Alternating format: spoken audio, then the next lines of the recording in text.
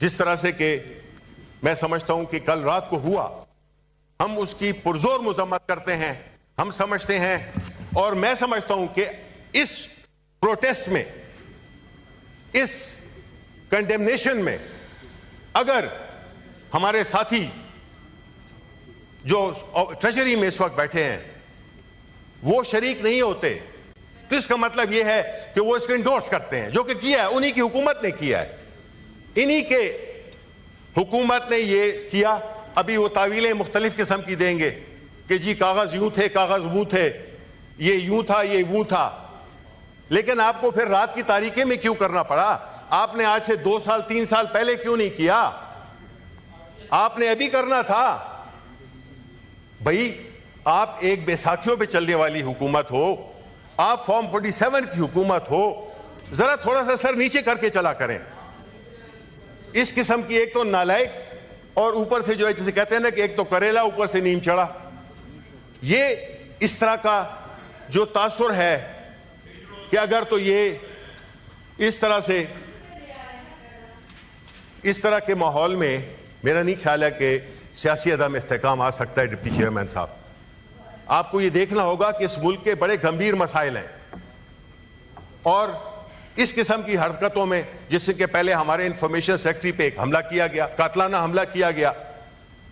اس کی آج تک ہمیں خبر نہیں ہے۔ اتنا سا چھوٹا شہر ہے، کیمراز ہیں، ویڈیوز ہیں، سب کچھ ہیں، لیکن اس کے بارے میں کوئی نہیں ہے۔ ہم نے کہا بھی تھا کہ ہاؤس کو بتائیں کہ جی اس پہ کیا پیش رفت ہوئی ہے۔ نمبر 2، آپ جو ہے یہ جو ہمارے اس پہ حملہ ہوا ہے کل رات ہمارے سینٹرل آفس پہ، بھئی پاکستان کی سب سے بڑی سیاسی جماعت کے دفتر پہ حملہ ہوا ہے، تو آپ اپنے آپ کو سیاسی کہنے پہ فخر محسوس کریں گے؟ یہ سیاست ہے،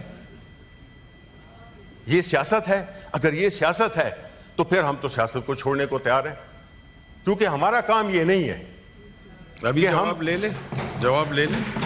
منسٹر صاحب، دیکھیں بالکل جواب دیں۔ جواب تو ہر سوال کا جواب ہوتا ہے، چاہے صحیح ہو یا غلط ہو، جواب تو ہوگا، ٹھیک ہے، اور کہنا بھی ہے۔ لیکن میں یہ چاہوں گا کہ ہم جو ہے تو اس پہ شدید وہ کرتے ہیں، اور ہم ڈیمانڈ کرتے ہیں کہ ہمارے جو گرفتار اس کل رات کو جو گرفتار کیے گئے ہیں ان کو بھی رہا کیا جائے، عامر مغل کو اور باقی جو ان کے ساتھی تھے۔ بہت شکریہ جی۔ اعظم نذیر تارڑ صاحب، بہت شکریہ جی۔ میں پہلے تو ان کے دفتر کے بارے میں مناسب سمجھیں تو جو میں نے حقائق لیے ہیں سی ڈی اے سے، سی ڈی اے نے شہر کی جو سارا نظم و ضبط ہے وہ ایک کسی قاعدے قانون کے تحت رکھنا ہے، اور نہ صرف سی ڈی اے کا یہ اپنا فیصلہ تھا بلکہ اسی ایوان بالا کی جو اسٹینڈنگ کمیٹی انٹیریئر کی جس کے چیئرمین محسن عزیز صاحب تھے، سینیٹر محسن عزیز میرے بھائی، میں خود اس کا رکن رہا ہوں،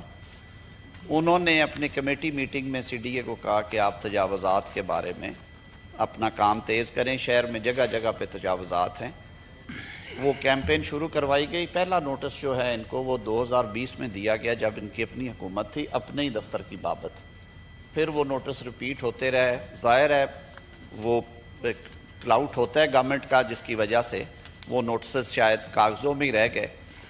پچھلے سال دوبارہ انہیں یاد دہانی کرائی گئی کہ آپ نے 2 فلور جو ہیں بغیر نقشے کے، بغیر منظوری کے اس پہ بنا رکھے ہیں، اور اس کے ساتھ ساتھ آپ نے پبلک ایریا کے اندر کنٹینرز بھی لگا رکھے ہیں اور پارکنگ شیڈ بھی بنا رکھے ہیں، آپ انہیں ریموو کریں۔ بارہا یہ نوٹسز ریپیٹ ہوئے 6 ماہ کے فرق سے، 3 ماہ کے فرق سے۔ آخری نوٹس جو ہے وہ فائنل اپرچونٹی کے لیے انہیں 10 مئی کو دیا گیا ابھی سر، اور وہ پورا ایک پلندہ ہے جو کہ بارہا سی ڈی اے کا عملہ ان کو کہتا رہا کہ جی آپ یہ تجاوزات ہیں، یہ منظوری کے بغیر بنائی گئی ہیں۔ نہ صرف کہ عمارت پہ 2 منزلیں اوپر جو تعمیر کی گئی بلکہ جو آپ نے پبلک ایریا میں کنٹینرز اور پارکنگ شیڈ بنایا وہ ریموو کریں، اس کی وجہ سے پبلک کو دقت ہوتی ہے۔ تو 10 مئی کے نوٹس کی روشنی میں اس کے پرسوانس میں یہ ریموولز کی گئی ہیں، یہ قانون کے عین مطابق ہے۔ This is what I have been briefed. میں نے اجلاس میں آنے سے پہلے چیئرمین سی ڈی اے سے خود بات کی اور میں نے انہیں کہا کہ ایسی نوبت کیوں آئی ہے، تو انہوں نے کہا یہ سر یہ 4 سال سے سلسلہ جاری تھا،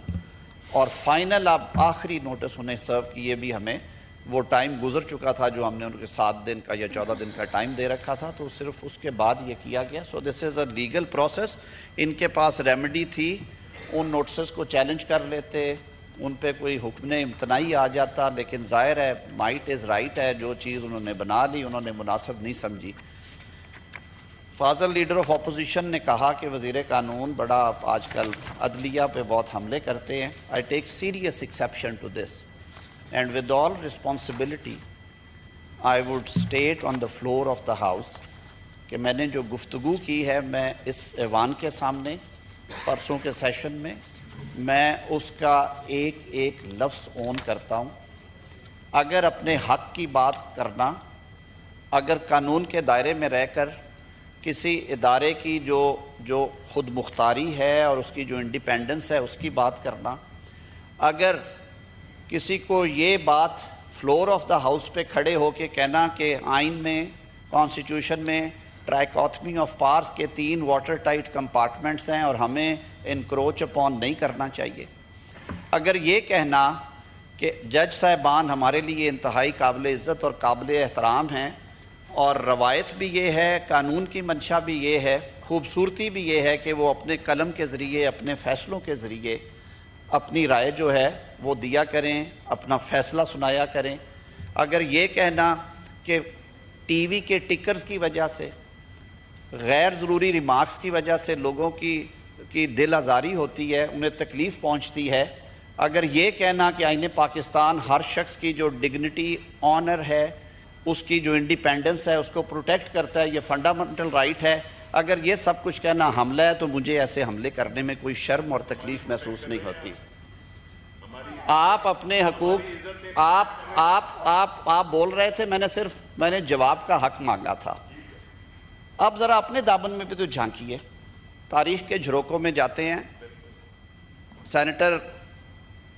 عرفان صدیقی صاحب نے اپنے کیس کا ذکر کیے بغیر وہ سارے چیزیں آپ کے سامنے رکھی. کیا اسی ایوان میں جب میرے بھائی شبلی فراز صاحب ان نشستوں پہ بیٹھتے تھے، لیڈر آف ہاؤس بھی تھے،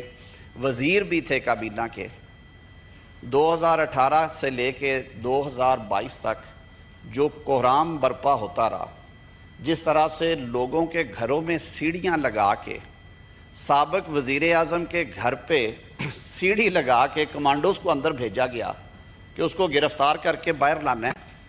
کس لیے کہ وہ درخواست ضمانت جو اس کی فکس ہے 2 دن بعد اس میں پیش نہ ہو سکے. کیا ہماری آنکھوں نے یہ مناظر نہیں دیکھے؟ میں نے اپنی بات کی تھی کہ 4 سال 2018 سے لے کے 2000